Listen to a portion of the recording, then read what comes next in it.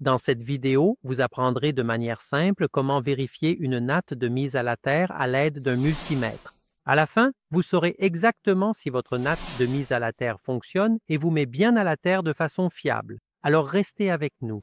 La plupart des nattes de mise à la terre sont faites en simili-cuir et possèdent une surface conductrice. C'est pourquoi il est important de ne pas les nettoyer avec des brosses dures afin de préserver leur conductivité.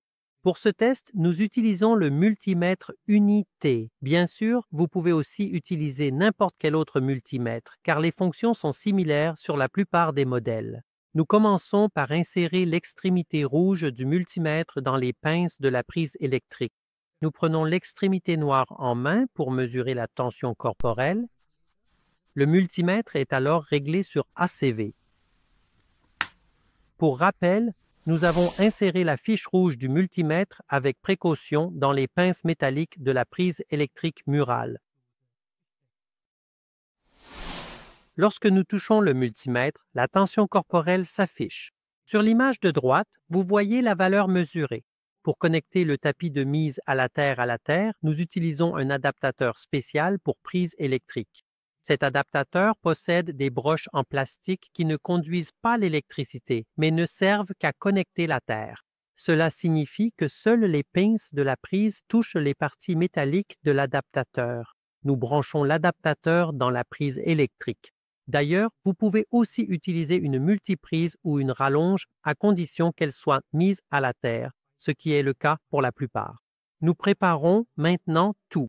Nous prenons l'extrémité noire en main pour mesurer la tension corporelle et posons l'autre main sur le tapis de mise à la terre. Observez le multimètre. Dès que la main touche le tapis, la valeur diminue nettement. En relâchant, la tension augmente à nouveau.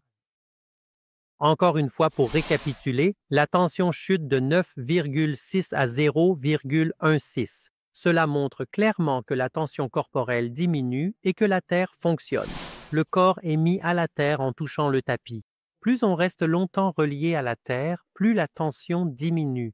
Cependant, cela demande un peu de temps et de régularité. Passons maintenant à une alternative intéressante, la tige de mise à la terre. Celle-ci est enfoncée directement dans la terre et apporte une mise à la terre naturelle depuis le jardin.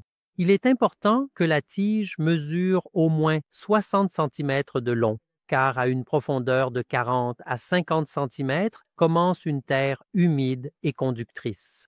La tige de mise à la terre est livrée avec un câble de 20 mètres de long, suffisamment long pour être amené dans la maison. Ici, nous enfonçons la tige de mise à la terre dans le sol. Pour cela, nous utilisons un marteau et un morceau de bois afin de ne pas déformer la tige en cuivre. Ensuite, nous branchons le câble et le tirons à l'intérieur de la maison. Il est si fin qu'on peut facilement le faire passer par une fenêtre. Nous répétons maintenant le test au multimètre. Cette fois, le tapis de mise à la terre n'est pas relié à la prise, mais à la tige de mise à la terre dans le jardin. Le résultat, la tension chute de 10,9 à 0,18.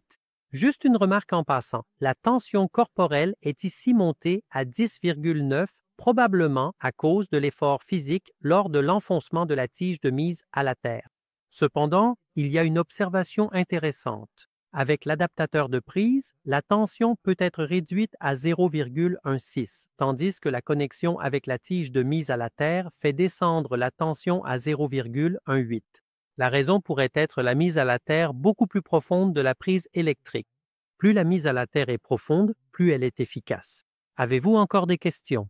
Alors, n'hésitez pas à les écrire dans les commentaires. Pour ne pas manquer la prochaine vidéo, cliquez simplement sur tout ce qui se trouve sous la vidéo.